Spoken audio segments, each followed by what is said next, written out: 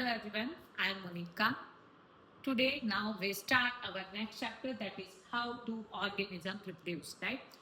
Ultimately ये bio का आपका नेक्स्ट चैप्टर है जिसमें हम लोग ये डिस्कस करेंगे कि ऑर्गेनिजम्स में रिप्रोडक्शन किस अकॉर्डिंग होता है, वो अपने स्पीशीज को किस अकॉर्डिंग मेंटेन करते हैं। ऑल और 10th का पूरा इंपॉर्टेंट सेगमेंट जो जो इसमें कवर किया जाता है, बोर्ड की एग्जामिनेशन से जो जो चीजें इसमें पूछी जाती है वो सारी चीजें हम लोग इसमें कवर करेंगे in one shot. Okay, so ultimately अब हम लोग बेसिकली पढ़ते हैं रिप्रोडक्शन के बारे में। तो रिप्रोडक्शन क्या होता है? So reproduction is a process by which living organisms reproduce new individual of the same species। मतलब भाई लिविंग ऑर्गेनिज्म अपने ही जैसे नए इंडिविजुअल को फॉर्म करते हैं और इसी प्रोसेस को हम लोग क्या बोलते हैं? Reproduction.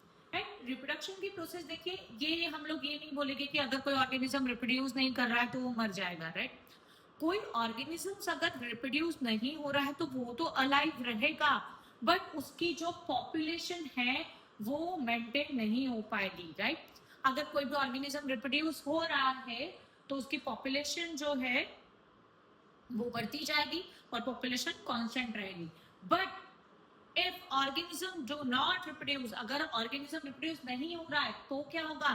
So their population decrease and decreases. उसकी जो पॉपुलेशन है, उस स्पीशीज की जो पॉपुलेशन है वो डिक्रीज होगी और ये भी हो सकता है कि उसकी जो स्पीशीज है वो एक्सटेंड हो जाए, खत्म हो जाए। Right, that's why the population is necessary. Right, तो पॉपुलेशन को मेंटेन करके रखने के लिए हमारा रिप्रोडक्शन भी जरूरी है। अल्टीमेटली अगर हम लोग बात करें तो कोई भी ऑर्गेनिज्म जब रिप्रोड्यूस करता है तो वहां पर उसका जेनेटिक फैक्टर मैटर करता है। राइट, मतलब अगर कोई भी ऑर्गेनिज्म रिप्रोड्यूस हो रहा है तो वो एक जनरेशन से दूसरी जनरेशन में क्या ट्रांसमिटेड करेगा, वो अपनी ऑफस्प्रिंग में क्या ट्रांसमिटेड करेगा, तो उसका जेनेटिक मटेरियल। और इसी जेनेटिक मटेरियल को हम लोग क्या बोलते हैं? Now this genetic material is known as a DNA. Right, DNA. तो अल्टीमेटली डीएनए क्या है?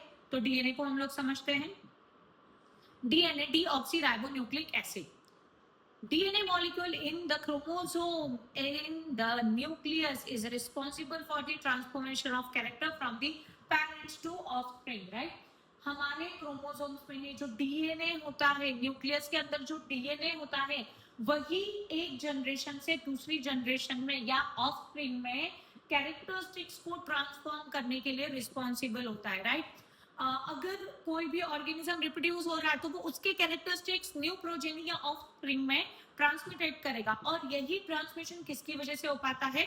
डीएनए की वजह से। अगर डीएनए नहीं होगा तो ये ट्रांसमिशन की प्रोसेस भी ऑकर नहीं हो पाएगी। So DNA is necessary for that thing. Okay, अब देखिए अल्टीमेटली अगर हम लोग देखें, सो रिप्रोडक्शन, ड्यूरिंग रिप्रोडक्शन क्या होता है? तो ड्यूरिंग रिप्रोडक्शन जो है वो रिप्रोड्यूस होने वाली जो सेल होती है वो अपनी कॉपीज तैयार करती है। राइट, और उस कॉपीज में डीएनए की कॉपी भी तैयार होती है। राइट, जैसे ही सेल रिप्रोड्यूस होगी, सेल अपना नंबर डबल करेगी तो ऑन दैट सिचुएशन न्यूक्लियस भी डबल होगा, न्यूक्लियस के अंदर के डीएनए भी रेप्लिकेट होंगे। Okay, the DNA copy will be similar but not identical to each other. So the new individual have the slightly variation from the parents. This is based for variations and evolution of new species. देखिए ultimately बहुत important चीजें समझिए।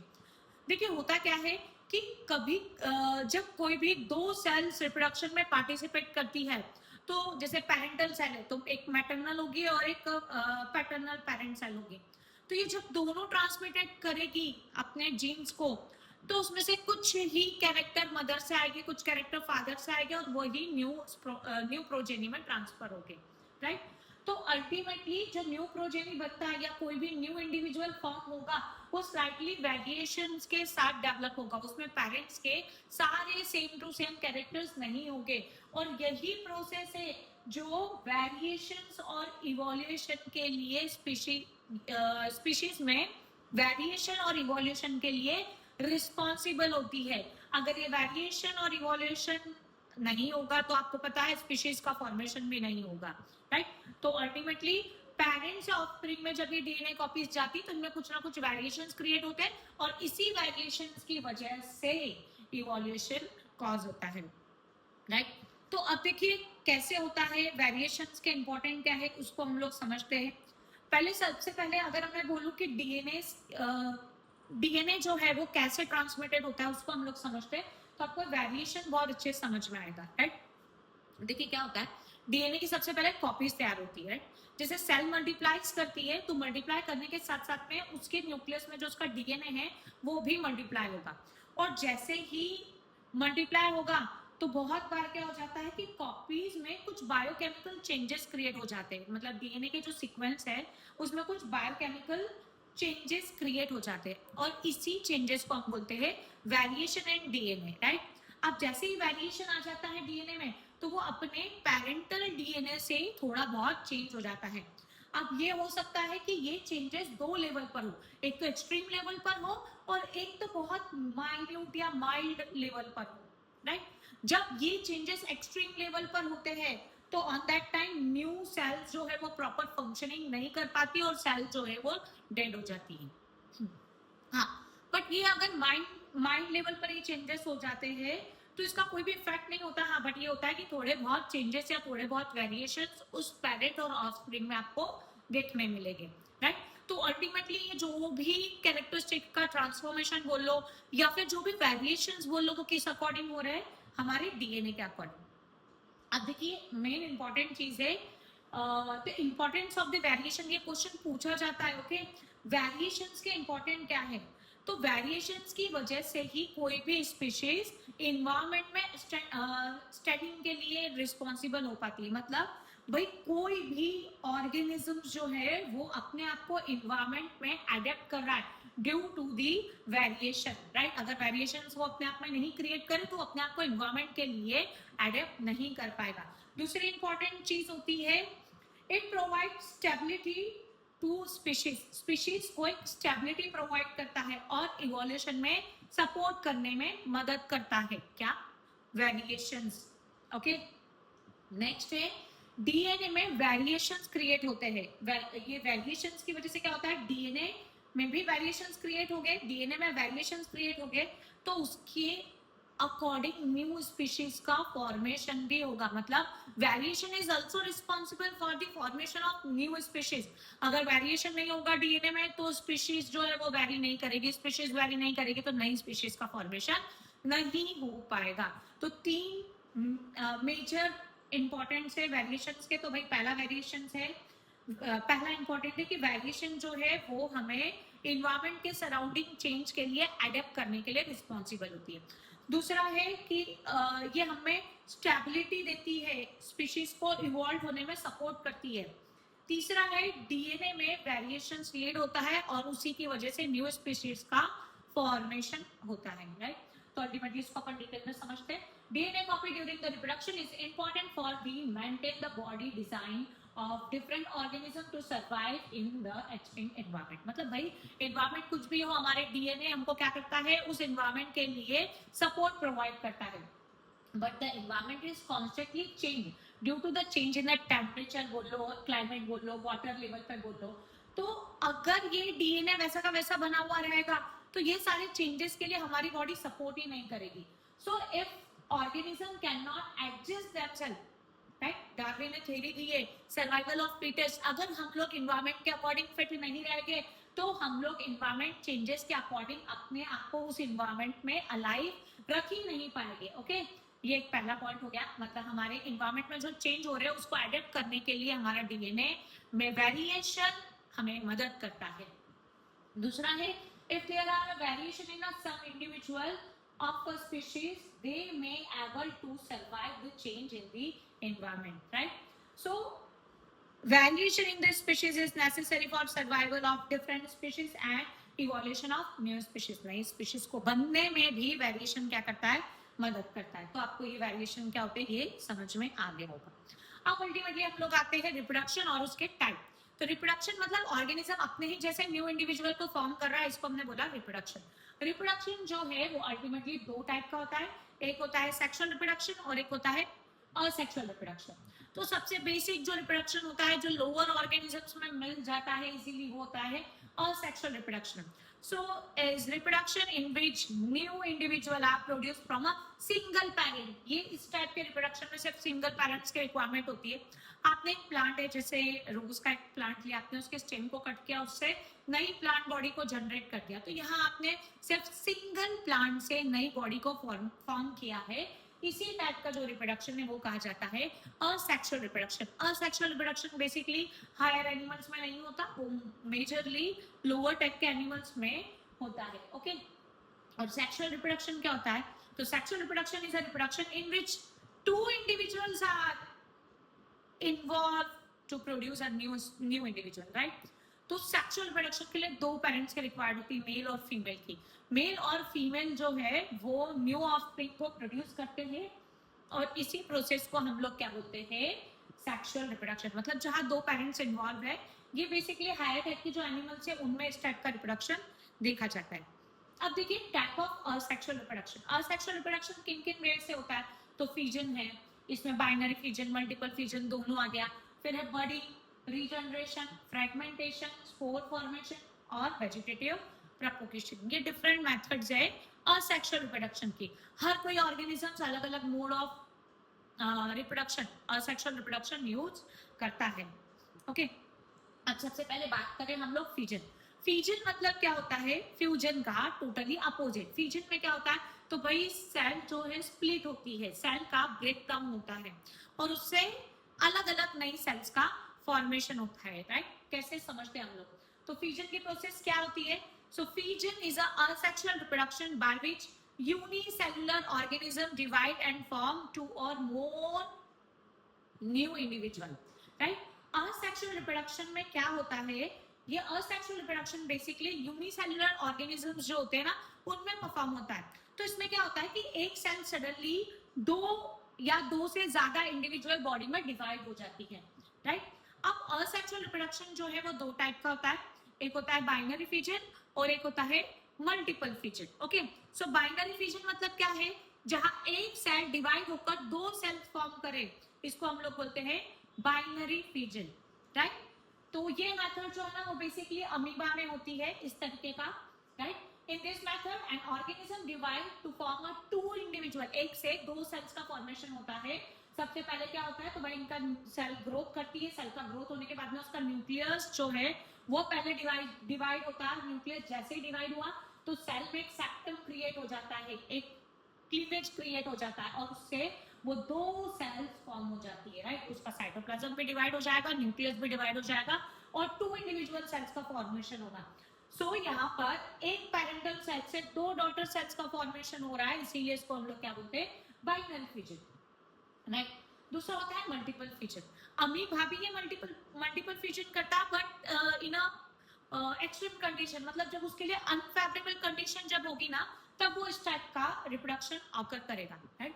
और अगर हम लोग बात करें प्लाज्मोडियम, प्लाज्मोडियम मतलब एक मलेरिया का पैरासाइट है, मलेरिया कॉज करने वाला एक यूनिसेलुलर ऑर्गेनिज्म है। ओके, तो अगर हम लोग बात करें इस टाइप के रिप्रोडक्शन में क्या होता है? तो अल्टीमेटली अनफेवरेबल कंडीशन में अमीबा अपने सराउंडिंग एक कोड जनरेट कर लेता है, राइट?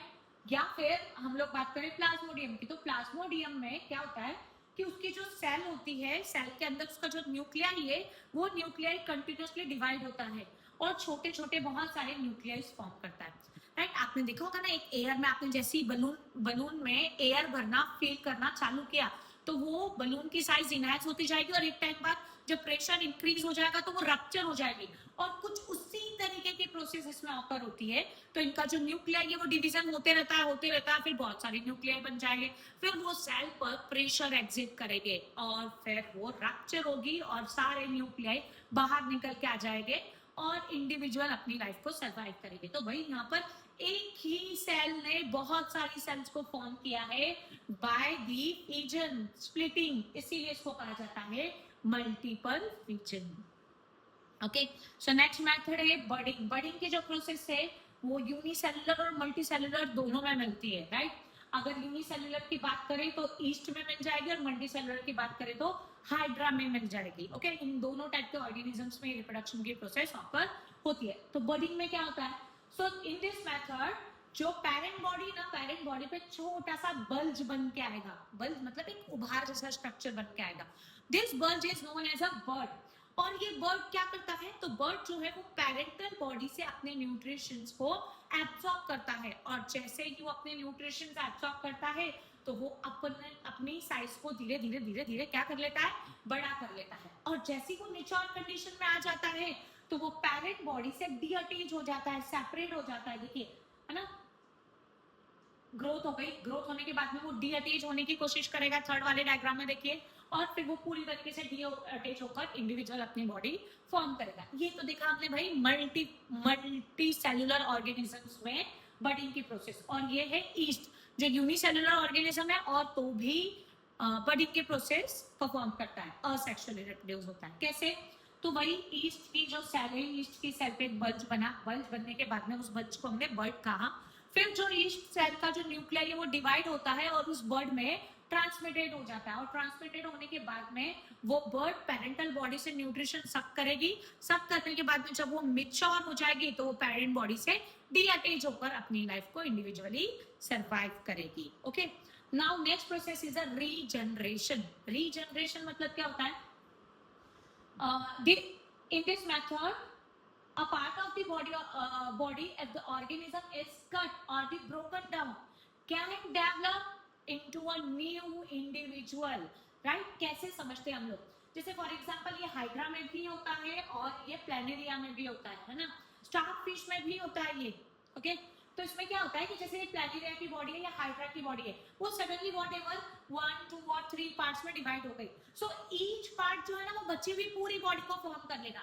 अब जैसे इसका हेड था तो मिडिल पार्ट और लोअर पार्ट बना लिया भाई इसने, और ये मिडिल पार्ट था तो इसी पार्ट ने अपर वाला पार्ट और लोअर वाला पार्ट दोनों बना लिया। ये लोअर पार्ट था तो इसी पार्ट ने पूरी बॉडी का अपर पार्ट सिंथेसाइज कर लिया। मतलब जितने ब्रेक डाउन हो गए बॉडीज के, उतनी ब्रेक डाउन से नई नई बॉडी फॉर्म होगी। This type of reproduction is known as a regeneration. मतलब each part of the body regenerate the new organism is known as a regeneration. तो हाइड्रा में भी उसी तरीके का होता है।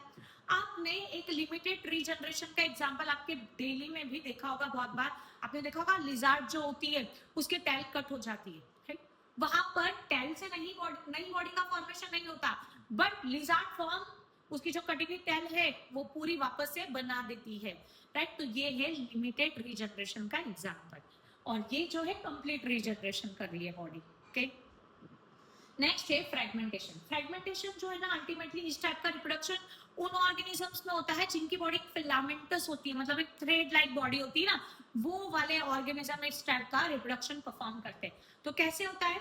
In this method the body of simple multicellular organism break up into smaller pieces और maturation and each fragment develop into new individuals। कैसे? जैसे ये वाला स्पायरोगारा एक अलगी है, उनमें ये बेसिकली इस टाइप का रिप्रोडक्शन देखा जाता है। कैसे देखा जाता है? तो इसकी जो फिलामेंटस बॉडी होती है वो फिलामेंटस बॉडी सडनली 2 पार्ट या 3 पार्ट में, मतलब कितने भी पार्ट्स में डिवाइड हो जाएगी, और जितने थ्रेड लाइक स्ट्रक्चर या जितने फिलामेंट बड़े बनेंगे वो इंडिविजुअली नई बॉडी को फॉर्म करेंगे, और इसी टाइप के रिप्रोडक्शन को हम बोलते हैं रिप्रोडक्शन बाय फ्रैगमेंटेशन। इसी प्रोसेस को हम लोग क्या बोलते हैं? Reproduction by fragmentation. ये बेसिकली अलगीज में बहुत ज्यादा फॉर्म में परफॉर्म होता है इस टाइप का रिप्रोडक्शन। अब होता है स्पोर फॉर्मेशन। देखिए ये इंपॉर्टेंट है, इस पे बहुत बार क्वेश्चंस पूछे जाते हैं, है ना। स्पोर फॉर्मेशन क्या होता है और किस अकॉर्डिंग ऑकर होता है? इसमें होता है, ये बेसिकली फंगस जो है उनमें ये टाइप की प्रोसेस ऑकर होती है, जैसे राइजोपस है, म्यूकर है, या फिर पेनिसिलियम है, इनमें इस टाइप का रिप्रोडक्शन ऑकर होता है। अब होता क्या है कि इनकी जो इन this method of structure called sporangia, right. अगर मैं इनकी बॉडी को देखूं तो इनकी बॉडी में जो है ना नीचे साइड जो है ना वो एक स्टोलन वाला स्ट्रक्चर होता है जो सरफेस से उनको बाइंड करने में मदद करता है, इनको कहा जाता है रूट लाइक स्ट्रक्चर को राइजोइड बोलते हैं। और राइजोइड के ऊपर जो वर्टिकल एक स्ट्रैंड वाली लाइन दिख रही है आपको, उसको कहा जाता है स्पोरेंजियम। और स्पोरेंजियम के अपर पार्ट पर एक सोलर एक राउंडेड स्ट्रक्चर आपको दिखेगा which is known as a sporangium. अब ये जो स्पोरेंजियम होता है ना, उस स्पोरेंजियम में स्पोर्स बन रहे होते हैं, राइट। इस स्पोरेंजियम में क्या होता है, स्पोर्स बन रहे होते हैं। और ये जो स्पोर्स है वो कंटिन्यूअसली डिवाइड करते हैं। यहाँ से राइजोइड जो होते हैं, माइसीलियम जो होते हैं, ऐसी को आप हाइफी भी बोल लो, है ना। तो ये न्यूट्रिएंट को सक करता है, न्यूट्रिएंट को सक कर वो पूरी पेरेंटल बॉडी जो है उसमें स्पर्मेटोजेनेसिस की प्रोसेस, स्पोर फॉर्मेशन की प्रोसेस को इंड्यूस करता है। ये स्पोर्स जो है ना वो कंटिन्यूअसली 1 to 2, 2 to 4 ऐसे स्पोर्स का फॉर्मेशन कंटिन्यूअसली इंक्रीज होते जाता है। अब कंटिन्यूअसली जब स्पोर्स बनने लग जाते हैं तो वो वापस वही स्पोरेंजियम की वॉल पर प्रेशर क्रिएट करेंगे। और जैसे ही स्पोरेंजियम की वॉल पर प्रेशर क्रिएट होता है तो स्पोरेंजियम रप्चर हो जाता है और स्पोर्स जो है वो बाहर आ जाते हैं। और जैसे ही स्पोर्स को मॉइस्ट कंडीशन, फेवरेबल कंडीशन बनती है तो वो स्पोर्स जो है वो न्यूट्रिशंस को एब्जॉर्ब कर अपना जर्मिनेशन करके नई बॉडी को फॉर्म करते हैं। यहाँ पर रिप्रोडक्शन जो है वो सिंगल स्पोर की वजह से हुआ है, that's why is known as a spermatogenesis. इसीलिए इस प्रोसेस को हम लोग क्या बोलते हैं, सॉरी, स्पोर फॉर्मेशन। इस प्रोसेस को क्या कहा जाता है, स्पोर फॉर्मेशन। अब है वेजिटेटिव प्रोपगेशन। वेजिटेटिव प्रोपगेशन मतलब क्या होता है, तो ये वाली जो मेथड होती है इसमें न्यू प्लांट्स का फॉर्मेशन होता है बट प्लांट के वेजिटेटिव पार्ट से। सो वेजिटेटिव पार्ट जो होता है प्लांट का वो नई बॉडी को जनरेट करता है और इसी कैपेबिलिटी को हम लोग क्या बोलते हैं, वेजिटेटिव प्रोपगेशन, राइट। जैसे प्लांट की वेजिटेटिव पार्ट कौन कौन से, तो रूट है, स्टेम है, लीव है, राइट। तो इन अलग अलग पार्ट से, रूट से नई बॉडी का फॉर्मेशन हो जाना या स्टेम से नई बॉडी का फॉर्मेशन हो जाना, लीफ से, अल्टीमेटली फ्लावर को छोड़कर बाकी सारी बॉडी पार्ट से अगर प्लांट रिप्रोड्यूस हो रहा है या नई बॉडी को फॉर्म कर रहा है तो इस टाइप के रिप्रोडक्शन को हम लोग बोलते हैं वेजिटेटिव प्रोपगेशन। तो वेजिटेटिव प्रोपगेशन में आपने देखा होगा कि जैसे ब्रायोफिलम है उसकी लीफ से नई बॉडी का फॉर्मेशन होता है, राइट। पोटैटो में आपने देखा होगा आई बर्ड से नई बॉडी का फॉर्मेशन होता है। तो ये सब वेजिटेटिव प्रोपगेशन के एग्जांपल है। अब देखिए अगर मैं बात करूं यहाँ पर डिफरेंशिएशन की, तो ये डिफरेंट डिफरेंट टाइप के जो है, मतलब हमने कौन कौन सी असेक्सुअल रिप्रोडक्शन के मेथड्स पढ़ी, fission, budding, fragmentation, regeneration, spore formation और वेजिटेटिव प्रोपगेशन। ओके, तो अब हम लोग आते हैं नेक्स्ट प्रोसेस पे।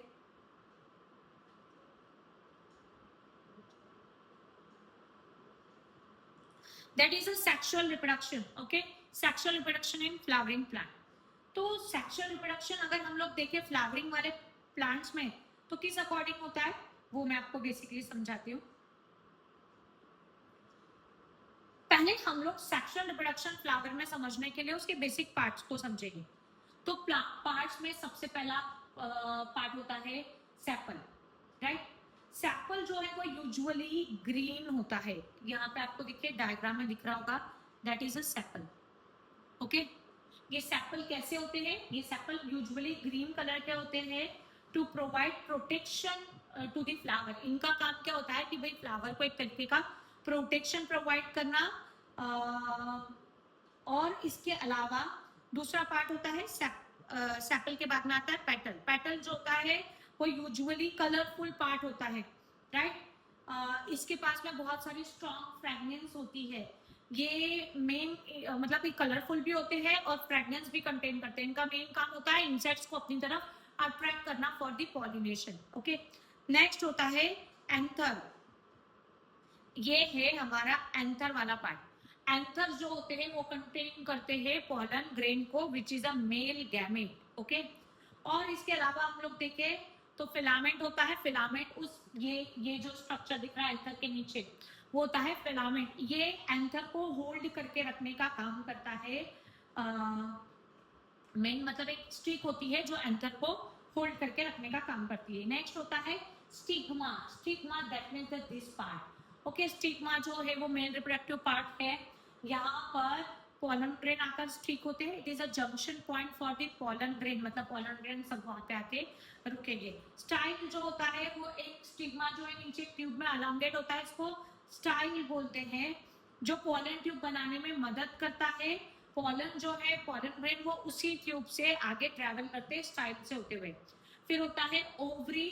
ओवरी में ओवरी जो है वो सोलन, बेसिक जो सोलन पार्ट होता है देखिए नीचे, उसको ओवरी कहा जाता है. ये ओव्यूल को कंसिस्ट करती है. और ओव्यूल की बात करें हम लोग तो ओव्यूल जो होता है वो female reproductive part, female reproductive gamete कहा जाता है, ओवम जिसको हम बोलते हैं.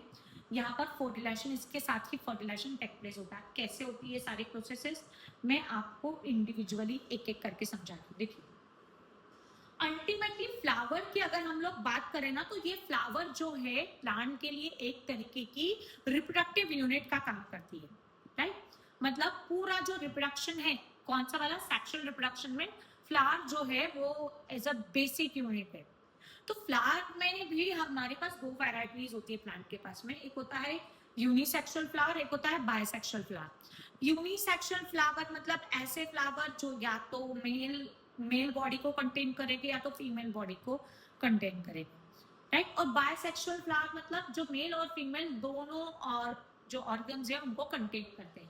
राइट, तो अल्टीमेटली अगर हम लोग बात करें मेल में, फ्लावर में मेल रिप्रोडक्टिव पार्ट, तो मैं आपको एक थोड़ा सा जूम करके दिखाती हूँ.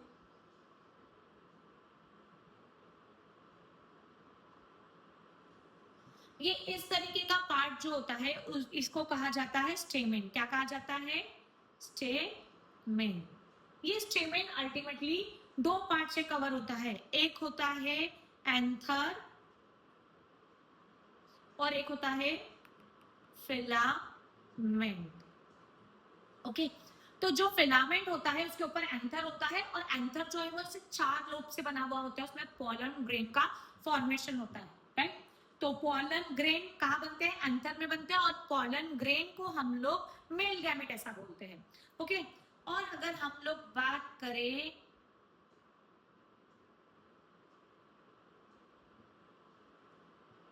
फीमेल रिप्रोडक्टिव सिस्टम में आता है हमारा पिस्टिल. क्या आता है यहाँ पर, देखिए पिस्टिल है. ये क्या है,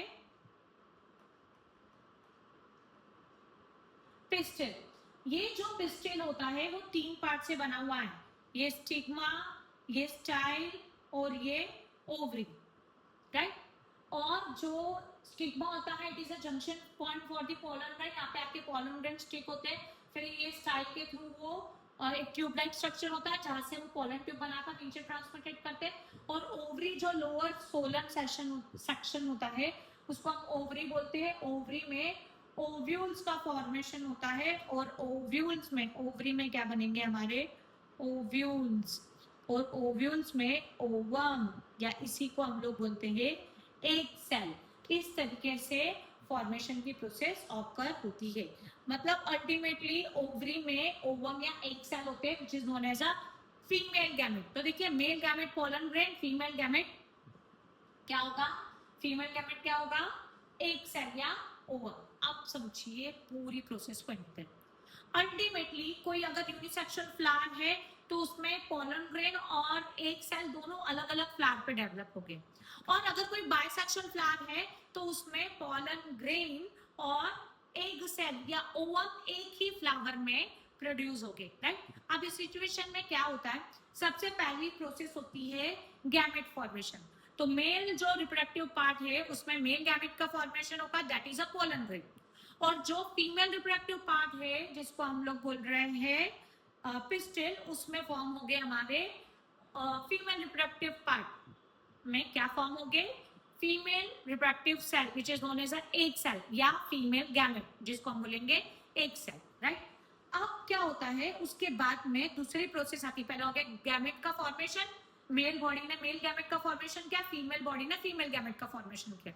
अब दूसरी होती है ट्रांसफॉर्मेशन ऑफ गैमेट, मतलब पॉलन ग्रेन जो है वो स्टिग्मा तक आते हैं. इस प्रोसेस को हम बोलते हैं ट्रांसफॉर्मेशन ऑफ मेल गैमेट, है ना. और इसी प्रोसेस को आप बोलते हो pollination. So transfer of pollen grain from anther to stigma. इस एंथर से पॉलन ग्रेन निकलते हैं और स्टिग्मा तक आएंगे। इस प्रोसेस को आपने क्या कहा, पॉलिनेशन, राइट। अब पॉलिनेशन हो गई, फिर पॉलिनेशन के बाद में मेल और फीमेल गैमेट का फ्यूजन ऑकर होगा और इस फ्यूजन को कहा जाता है फर्टिलाइजेशन, राइट। अब फर्टिलाइजेशन हो गया, फर्टिलाइजेशन के बाद में क्या होगा, जाइगोट फॉर्मेशन होगा और फिर वो जाइगोट डेवलप होगा और बनाएगा एम्ब्रियो और फिर डेवलपमेंट के बाद में पूरा होल एम्ब्रियो नई बॉडी को बनाने की कैपेबिलिटी रख लेता है, राइट। तो पहले सबसे पहले गैमेट का फॉर्मेशन हुआ, फिर गैमेट का ट्रांसफॉर्मेशन हुआ, फिर फ्यूजन हुआ जिसको हमने फर्टिलाइजेशन बोला, फिर गैमेट से फर्टिलाइजेशन होने के बाद में जाइगोट बना, जाइगोट से एम्ब्रियो बनेगा। इस तरीके की प्रोसेस ये रिप्रोडक्शन ऑकर होता है किसमें, प्लांट में, राइट। अब देखिए मैंने आपको बोला कि इसमें जो मेजर प्रोसेसेस होती है वो कौन सी होती है। सो मेजर प्रोसेस कौन सी है इसमें, तो अल्टीमेटली गैमेट का formation, male gamete male body में बनेगा, female body, female gamete female body में बनेगा। मेल बॉडी को क्या कहा आपने, स्टेमेन, फीमेल बॉडी को क्या कहा, पिस्टिल, ओके। अब देखिए किस तरीके से प्रोसेस होती है। सबसे पहले मेल जो रिप्रोडक्टिव पार्ट है वहां पर क्या बना, हमारे पॉलन ग्रेन का फॉर्मेशन हुआ। अब ये पॉलन ग्रेन जो है वो मूव करेगी, यहाँ से निकल के स्टिग्मा तक आएगी। इस प्रोसेस को हमने क्या कहा, पॉलिनेशन क्या कहा। तो पॉलिनेशन की डेफिनेशन क्या होगी, transformation of pollen grain from anther to stigma is known as a pollination. It take place by, अब देखो पॉलिनेशन की प्रोसेस अगर बायसेक्सुअल फ्लावर है ना तो वही की वही हो जाती है, बट जहां पर फ्लावर्स में से पॉलन ग्रेन को उड़कर दूसरी जगह पे जाना है तो वहां पे हमको अलग अलग एजेंट्स की जरूरत होती है, इनको कहा जाता है पॉलिनेटिंग एजेंट, पॉलिनेटिंग एजेंट। तो पॉलिनेटिंग एजेंट क्या है, विंड है, वाटर है, इंसेक्ट्स है, ऐसे अलग अलग एजेंट्स हो सकते हैं। If the pollen grain are transferred from the anthers to stigma of the same flower, देखिए अगर कभी भी pollen grain जिस फ्लावर के एंथर से निकल रहे हैं उसी फ्लावर के स्टिग्मा तक जा रहे हैं तो उस प्रोसेस को कहा जाता है सेल्फ पॉलिनेशन। मतलब सेम फ्लावर में ही एंथर पोलन ग्रेन जो है वो एंथर से निकलकर स्टिग्मा तक जा रहे हैं, ओके। दूसरा होता है क्रॉस पॉलिनेशन। क्रॉस पॉलिनेशन में क्या होता है कि जब एक फ्लावर के पोलन ग्रेन दूसरी फ्लावर के स्टिग्मा तक पहुंच रहे तो इसको कहा जाता है cross pollination, okay. So it is a transfer from pollen grain, it is a transfer of pollen grain from one flower of the stigma to the another, sorry my mistake। इस process में क्या होता है self pollination में कि उसी flower के pollen grain उसी फ्लावर की स्टिग्मा पर आ रहे हैं और क्रॉस पॉलिनेशन में उस एक कोई भी फ्लावर के पोलन ग्रेन दूसरी फ्लावर के स्टिग्मा तक जा रहे हैं, उसको कहा जाता है क्रॉस पॉलिनेशन। क्रॉस पॉलिनेशन जो है वो अलग अलग एजेंट्स के थ्रू परफॉर्म होता है, इंसेक्ट है, विंग है, वाटर है, एक्सेट्रा, ओके। अब देखिए फर्टिलाइजेशन मतलब क्या होता है कि भाई अब आ गए पोलन ग्रेन तो यहाँ पे आ गए, देखिए स्टिग्मा तक आ गए। अब पोलन ग्रेन क्या करेंगे, तो पोलन ग्रेन का अगर हम लोग स्ट्रक्चर देखें तो इस तरीके का होता है, इंटाइन और एक्साइन। इंटाइन इनर वाली लेयर होती है, एक्साइन आउटर वाली लेयर होती है। तो आउटर वाली लेयर रप्चर होती है और वहां से एक ट्यूब का फॉर्मेशन होता है और ये ट्यूब जो है इस तरीके से देखो दिख रही होगी आपको, ये ट्यूब धीरे धीरे धीरे धीरे अंदर ट्रैवल करती है, स्टाइल में आती है, स्टाइल से फिर ओवरी में एंटर करती है, ओके। तो वो क्या कंटेन करती है, मेल गैमेट को कंटेन करती है। After the pollen grain is transfer to the stigma it produce a pollen tube which pass through the style and enter the ovary। कहाँ एंटर होती है, ओवरी, और ओव्यूल, ओवरी से कहाँ जाती है, ओव्यूल के अंदर जाती है, right. In the ovule the male germ cells, मतलब मेल गैमेट किसके साथ फ्यूजन होता है, फीमेल गैमेट के साथ में, और क्या बनाता है, जाइगोट बनाता है। इसी प्रोसेस को हम लोग क्या बोलते हैं, fertilization, right. Pollen tube germinate हुई, मेल गैमेट जो है उस पोलन ट्यूब के थ्रू कहां तक गया, ओवरी, ओवरी से ओव्यूल, ओव्यूल से एक सेल के साथ में फर्टिलाइज हो गया और फर्टिलाइज जैसे ही हुआ तो इस प्रोसेस के बाद में क्या फॉर्मेशन हुआ, फर्टिलाइजेशन के बाद में जाइगोट का फॉर्मेशन होता है और फिर वो जाइगोट जो है और डेवलप होकर क्या बनाता है, एम्ब्रियो बनाता है। और जैसे ही एम्ब्रियो बन जाता है तो हमारी बची हुई जो ओवरी है वो मतलब अल्टीमेटली एम्ब्रियो से हमारा सीड तो बन गया और जो बची हुई ओवरी है उसने क्या बना लिया, फ्रूट का फॉर्मेशन कर लिया। तो इस तरीके से प्लांट में फर्टिलाइजेशन की प्रोसेस टेक प्लेस होती है। ये इंपॉर्टेंट चीज है भाई, आपको ध्यान देना है इस पे। सेल्फ पॉलिनेशन क्या होता है, क्रॉस पॉलिनेशन क्या होता है, ये मैं आपको समझा चुकी हूँ, ये भी बहुत ज्यादा इंपॉर्टेंट है।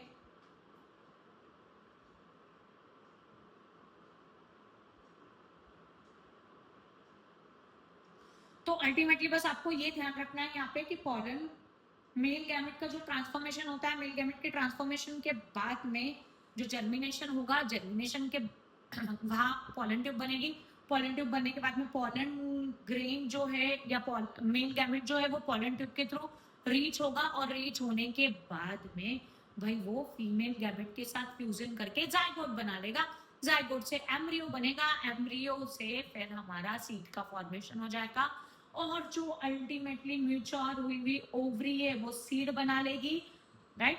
अंदर एम्ब्रियो बना, म्यूच्योर हुई हुई ओव्यूल जो है वो सीड बना लेगी और ओवरी जो है वो फ्रूट का फॉर्मेशन कर लेगी। Okay,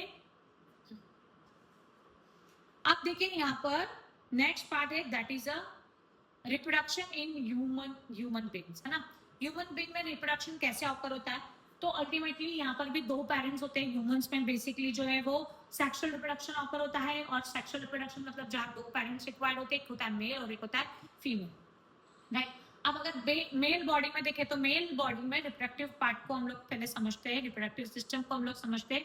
the male reproductive system consist a pair of testis, right. एक पेयर ऑफ टेस्टिस प्रेजेंट होती है which produce the male reproductive cell, जिसको कहा जाता है स्पर्म का फॉर्मेशन करते हैं और उसके अलावा टेस्टोस्टेरोन का फॉर्मेशन करता है। देखिए इस पे बहुत इंपॉर्टेंट क्वेश्चन पूछा जाता है। मेल बॉडी में जो ना वो टेस्टिस जो है वो एब्डोमिनल कैविटी में प्रेजेंट होती है, लोअर दी एब्डोमिनल कैविटी, और ऐसा बोलो कि बॉडी के बाहर प्रेजेंट होती है, राइट। इसका मेन काम होता है एक तो भाई स्पर्मेटोजेनेसिस की प्रोसेस कर कर स्पर्म्स को फॉर्म करना और दूसरा टेस्टोस्टेरोन जो हार्मोन्स है उसका सिक्रीशन करना, राइट। तो अल्टीमेटली ये जो टेस्टिस है वो पेयर में प्रेजेंट होती है और बॉडी के बाहर प्रेजेंट होने का सेंस क्या होता है ये समझिए। हमारी बॉडी का जो टेम्परेचर है वो 35 डिग्री सेल्सियस होता है इन द नॉर्मल कंडीशन, और जो टेस्टिस होती है उसका जो टेम्परेचर होता है वो बॉडी टेम्परेचर से 2 से 3 डिग्री सेल्सियस कम होता है। क्यों होता है कम, तो स्पर्मेटोजेनेसिस की प्रोसेस 35 डिग्री सेल्सियस पे नहीं होगी। अगर 35 डिग्री सेल्सियस होगा तो स्पर्म्स बनने के बाद तुरंत ही डीनेचर्ड हो जाएंगे। तो इसीलिए वहां का जो टेम्परेचर होता है वो बॉडी के टेम्परेचर से 2 से 3 डिग्री सेल्सियस कम होता है, जिसकी वजह से स्पर्मेटोजेनेसिस की प्रोसेस प्रॉपर्ली ऑकर हो पाती है। Okay, it contain a sac like structure, मतलब जो टेस्टिस होती है उसके आउटर पर एक कवर होता है, इसको कहा जाता है scrotum. Each testis arrives a tube called the vas deferens, मतलब हर टेस्टिस से एक ट्यूब निकली होती है, इस ट्यूब को कहा जाता है वास डिफरेंस। ध्यान दीजिएगा, it join into the urethra. ये किससे जॉइन होती है, आगे वाला जो पार्ट है ये टेस्टिस से आगे वाला जो पार्ट है जिसको कहा जाता है यूरेथ्रा। तो यूरेथ्रा से वो वास डिफरेंस जो ट्यूब है वो जॉइन होती है। The urethra is enclosed in a muscular organ called the penis. Okay, और यूरेथ्रा कहाँ रहता है, पेनिस के इनसाइड प्रेजेंट होता है। It has an opening is called genital पोर। जो पेनिस वाला जो स्ट्रक्चर होता है वहां पर एक पोर प्रेजेंट होता है और उसको कहा जाता है जेनाइटल पोर कहा जाता है। The seminal vessels and the prostate gland produce, यहाँ पे दो मेन ग्लैंड्स होती है, एक सेमाइनल वेसल्स और एक होती है प्रोस्टेट ग्लैंड। ये दोनों मिलकर सीमेन का फॉर्मेशन करते हैं। तो सीमेन क्या होता है, तो भाई जब स्पर्म्स जब प्रोड्यूस होते हैं ना तो उनको बहुत सारा ट्रैवलिंग करना पड़ता है और स्पर्म्स बॉडी में कंटिन्यूसली बनते रहते हैं। तो उनको जब नरिशमेंट की जरूरत होती है तो it take the nourishment from the semen, और ये सीमेन कहाँ से सेक्रेट होता है, तो ये जो दो वेसल्स है, एक सेमाइनल वेसल और प्रोस्टेट ग्लैंड जो होती है वो अपना को सिक्रीशन करती है और यही सिक्रीशन सीमेन के फॉर्म में कलेक्टिवली कहा जाता है, जो स्पर्म्स को नरिशमेंट प्रोवाइड करने का काम करता है। Okay, so which provide the nourishment and help the movement of the sperms, right? अगर उनको nourishment ही नहीं मिल पाएगा तो वो इतना distance travel नहीं कर पाएंगे या movement नहीं कर पाएंगे. Okay, so that is a general structure of the sperms जो head, tail और middle piece में से divide होता है, right? हेड के ऊपर वाले पोर्शन में एक्रोसोम लगा होता है. ये एक्रोसोम क्या करता है, तो जो एक सेल है उसकी मेम्ब्रेन को ब्रेक करता है और स्पर्म्स और एक सेल के फ्यूजन को कंडक्ट करवाता है. ओके, अब अगर हम लोग बात करें फीमेल रिप्रोडक्टिव सिस्टम की, so female reproductive system consist of pair of ovary, दो पेयर में ओवरी प्रेजेंट होती है, right, which produce the male reproductive cell, जिसको हम लोग क्या बोलते हैं, ओवा बोल लो या फिर एग सेल बोल लो. ओके, और दूसरा काम होता है ये एस्ट्रोजन हार्मोन जो है ना उसका भी सिक्रेशन करती है. तो ओवरी के भाई दो काम, दो एक पेयर में प्रेजेंट होती है, ये यूटेरस के दोनों साइड, हमारी एब्डोमिनल कैविटी में होगी ये भी, और इसके अलावा ये एग को फॉर्म करती है और एस्ट्रोजन हार्मोन जो होता है उसका सिक्रेशन भी करती है. Above the ovary are tubes called the oviduct या fallopian tube. ये जो हैंड-लाइक स्ट्रक्चर्स दिख रहे हैं इनको कहा जाता है fallopian tube या फिर oviduct कहा जाता है, राइट? ये क्या करते हैं, तो एग को रिसीव करते हैं ओवरी से और आगे सर्कुलेट करने में मदद करते हैं. The two oviduct into a tube, मतलब into a bag like structure. ये जो oviduct है ना वो एक बैग लाइक स्ट्रक्चर में, एक मस्कुलर सेक्शन में ओपन होती है जिसको कहा जाता है यूटेरस. ओके, जो बिग सेक लाइक स्ट्रक्चर होता है, सैक लाइक स्ट्रक्चर होता है, और जो यूटेरस है उसकी ओपनिंग होती है वजाइना में. ओके, तो ये बेसिक पार्ट है मेल फीमेल रिप्रोडक्टिव सिस्टम के, राइट? अब फीमेल रिप्रोडक्टिव सिस्टम को समझो, मैं आपको इन डिटेल यही सारे सिस्टम्स को समझा देती हूँ, तो आपको मेल बॉडी के स्पर्म्स यहाँ तक कैसे आते हैं और किस अकॉर्डिंग प्रोसेस होती है वो पूरी प्रोसेस एक साथ समझाती हूँ. देखो क्या होता है कि अगर हम लोग बात करें तो स्पर्मेटोजेनेसिस की प्रोसेस जो है मेल में वो प्यूबर्टी के बाद स्टार्ट होती है, राइट? और फीमेल में अगर हम लोग ये बात करें तो जो after the birth of the female child का जैसे बर्थ होता है ना तभी से उसकी जो ओवरी है वहां पर immature millions of immature oocytes present होते हैं. 3 से 4 मिलियन oocytes जो ना उसके दोनों ओवरीज में प्रेजेंट होते हैं. oocytes क्या है, तो oocytes जो है वो अनमेच्योर एक सेल है. अभी मेच्योर कब होंगे, जब फीमेल्स में प्यूबर्टी आएगी. फीमेल्स में प्यूबर्टी के टाइम पर एक मेंस्ट्रुअल साइकिल स्टार्ट हो जाती है और उसी ड्यूरेशन में इस oocytes का मेच्योरेशन प्रोसेस ऑकर होती है, राइट? अब कैसे होती है, जैसे फॉर एग्जांपल हर एवरी मंथ में आफ्टर द प्यूबर्टी हर मंथ में दोनों में से कोई एक ओवरी एक्टिवेट होगी और एक ओवरी एक्टिवेट होने के बाद में वो क्या बनाएगी, एक सेल को बनाएगी, राइट? और वो एक सेल रिलीज होगी, राइट, जिस प्रोसेस को हम बोलते हैं ओवुलाइजेशन. तो फीमेल बॉडी में ओवुलाइजेशन हुआ.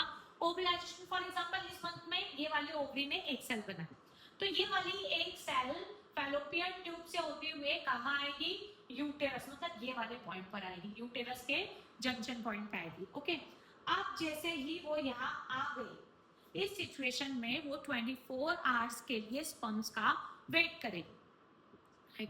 देखिए एक सेल बहुत ज्यादा टाइम तक मिच्योर नहीं रहता या बहुत ज्यादा टाइम तक वो सर्वाइवल नहीं कर पाता. कुछ एक दो दिन के लिए ही वो यूटेरस के माउथ पर वेट करेगा. किसका, स्पर्म सेल्स का. अगर वजाइना के थ्रू कोई स्पर्म सेल वहां तक आ जाती है तो एक सेल उस स्पर्म सेल्स के साथ में फ्यूज कर लेगी और फ्यूजन होकर जायगोट बनेगा, फिर एम्ब्रियो बनेगा, राइट? मतलब प्रेगनेंसी ऑकर होगी. बट अगर वो एक दो दिन में स्पर्म्स का वहां तक रीच नहीं हुए, स्पर्म्स वहां तक रीच नहीं हुए, तो फिर बॉडी जो है उस एक सेल को डिग्रेड करना चालू कर देती है. मतलब वो एक सेल डीनेचर्ड होने लग जाता है और तब क्या होता है, देखो बॉडी को नहीं पता कि भाई प्रेगनेंसी होगी या नहीं होगी. तो यूटेरस जो है ना अपने आप को जैसे ही एग मैच्योर होता है ना तो यूटेरस भी अपने आप को मैच्योर करता है कि अगर प्रेगनेंसी रह जाएगी तो बच्चे को होल्ड करके रखने के लिए, एम्ब्रियो को होल्ड करके रखने के लिए वो अपनी थिकनेस इनहैंस कर लेता है. बट अगर प्रेगनेंसी ऑकर नहीं होती है, स्पर्म्स नहीं आते, तो वो उसका जो डेवलपमेंट है वो वेस्ट हो जाता है. सो ऑन दैट सिचुएशन वो जो डिग्रेड हुआ एक सेल है वो यूटेरस की लाइनिंग के साथ में ब्लड वेसल्स और ब्लड कैपिलरीज के साथ में वेजाइना के पार्ट से रिमूव हो जाता है और उसी प्रोसेस को हम लोग मेंस्ट्रुएशन ऐसा बोलते हैं, जो फीमेल्स में 24 डेज की साइकिल 28 डेज की साइकिल्स में कंडक्ट होती है, इसको कहा जाता है मेंस्ट्रुअल साइकिल। ओके, और जो 4 to 5 डेज का ड्यूरेशन जब फीमेल्स में वो एक सेल बॉडी से रिमूव हो रही है, ब्लड का डिस्चार्ज हो रहा है, यूटेरस की इनर वॉल, इनर जो लाइनिंग है वो रिमूव हो रही है, उस प्रोसेस को हम लोग मेंस्ट्रुएशन ऐसा बोलते हैं। पूरी 28 डेज की साइकिल, मतलब जहाँ पे नया एग बनने से लेकर पुराने डिग्रेड होने तक की साइकिल इंक्लूडेड है, उसको हम बोलते हैं मेंस्ट्रुअल साइकिल। और जो 4 डेज का टाइम ड्यूरेशन, 4 to 5 डेज का टाइम ड्यूरेशन, जब एक सेल बॉडी में से रिमूव हो जाती है, अनफर्टाइल एक सेल बॉडी में से रिमूव हो जाती है, इसको हम बोलते हैं मेंस्ट्रुएशन। ओके, तो आई होप ये दोनों चीजें आपको समझ में आ गई होगी। So during the sexual intercourse, the sperm from a male enter into the vagina of the female. The sperms reaches through oviduct. Oviduct तक आएंगे sperms, right? Oviduct के आने के बाद में क्या होगा? One sperm fuse. बहुत सारे स्पर्म्स आते हैं, बट उसमें सिर्फ सिंगल स्पर्म ही फ्यूज हो पाता है, एक सेल के साथ में फ्यूज होता है और क्या बनाता है? जाइगोट बनाता है। जैसे ही जाइगोट बन गया तो जाइगोट आता है और वो यूटेरस की वॉल से अटैच हो जाता है। तो जाइगोट का यूटेरस की वॉल से अटैचमेंट, इस प्रोसेस को कहा जाता है इम्प्लांटेशन। क्या कहा जाता है इस प्रोसेस को? इम्प्लांटेशन। यूटेरस में इम्प्लांटेशन होने के बाद में the zygote then start divide into the form embryo. फिर वो जाइगोट क्या करता है? एम्ब्रियो फॉर्म करता है। और जैसे ही एम्ब्रियो बन जाता है तो भाई एम्ब्रियो को अब सरवाइव करने के लिए नरिशमेंट चाहिए, ऑक्सीजन चाहिए। सो उस टाइम पर जो मदर बॉडी है वो और एक प्रोजेक्शन बनाती है, which is known as a placenta. Placenta जो है वो एक ऐसी ट्यूब है जो चाइल्ड को या एम्ब्रियो को मदर बॉडी से कनेक्ट करके रखने का काम करती है। और सारे जो नरिशमेंट है, जब तक पूरा डेवलपमेंट नहीं हो जाता चाइल्ड का या एम्ब्रियो का, तब तक पूरा नरिशमेंट उसी प्लेजेंटा के थ्रू फीमेल, मतलब फीमेल बॉडी या मदर बॉडी से चाइल्ड को मिलता रहता है। Okay, so the development of the child take place the 9 month and then the child is born. मतलब पूरा ये जो डेवलपमेंट है वो कितने मंथ का होता है? 9 month का होता है, राइट? तो इसी अलग अलग स्टेजेस में एम्ब्रियो का फॉर्मेशन होता है और एम्ब्रियो से फिर क्या बनता है? फीटस बनता है, राइट? अब मेंस्ट्रुएशन आपको मैं समझा चुकी हूँ। The ovary produce 1 egg every month and the uterus prepare to receive the fertilized egg. Okay, तो यूटेरस भी भाई प्रिपेयर हो गया, अगर फर्टिलाइज्ड एग आता है तो वो उसके साथ में फ्यूजन कर लेगा। It's wall become the thick and spongy हो जाती है, उसमें ब्लड सर्कुलेशन इंक्रीज हो जाता है टू द, मतलब नरिशमेंट देने के लिए एम्ब्रियो को। बट अगर फर्टिलाइजेशन टेक प्लेस नहीं हो रहा है तो यूटेरस की पूरी वॉल ब्रेक हो जाती है, ब्लड कैपिलरीज वहां से डिस्चार्ज हो जाती है और वो वेजाना के थ्रू बाहर निकलने लग जाती है विद द म्यूकस लेयर, और इसी साइकिल को हम लोग बोलते हैं मेंस्ट्रुएशन। ओके, अब इसमें रिप्रोडक्टिव हेल्थ को समझाने से पहले मैं और एक इम्पॉर्टेंट चीज समझाऊंगी आपको, that is a difference between the sexual और एंड असेक्सुअल रिप्रोडक्शन।